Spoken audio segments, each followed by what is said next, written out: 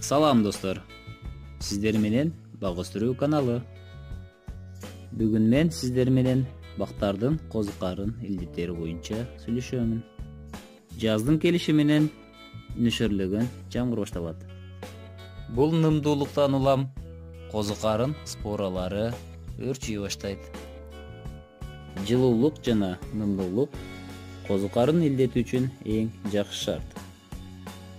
Мында шабдалынын бурам оорусу, гиластын манилиоз оорусу, өрүктүн парша жана кластерспорез оорусу, алманын чирек, аккебер, парша оорулары пайда болот.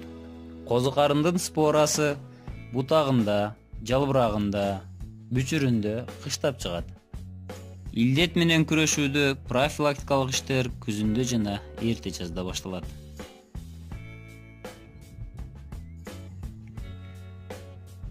Шабдалы мамытеп жалбырактары эми ооруй баштады. Экинчиси турат. Ушинтип үзүп алып койсо дагы болот. Оорунун алдын алуу үчүн фунгицидтерди чачуу керек. Фунгицидтердин составында жездин тузу же күкүрт болот. Фунгицидтерге хорус, исо, скор, жана стор, манкозеб жана башка көптөгөн түрлөрү бар. Биз азыр сиздер менен скорду чачабыз. Көптөн бери ушул скор деген дарыны колдонуп келем.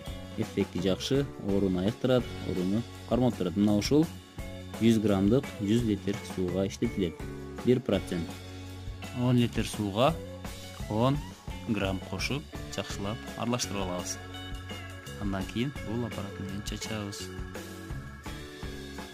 Фунгицидтер жамгырдан кийин ар бир 10 күндөн кийин чачылат. Дарыны жалбырактан агып кетпегидей кылып чачуу керек. Мына ушундай жалбырактан агызып чачуу жарабайт. Мөмөлүү дарак 80% гүлүн төккөндөн баштап чачыла баштайт. Гүлдөгөн учурда чачуу туура эмес. Анткени мөмө дарак чаңдашуусу керек. Жалбыракка сиңип кеткен дары 12 сааттан кийин арылар үчүн коркунучсуз. Сиздер менен коштошомун.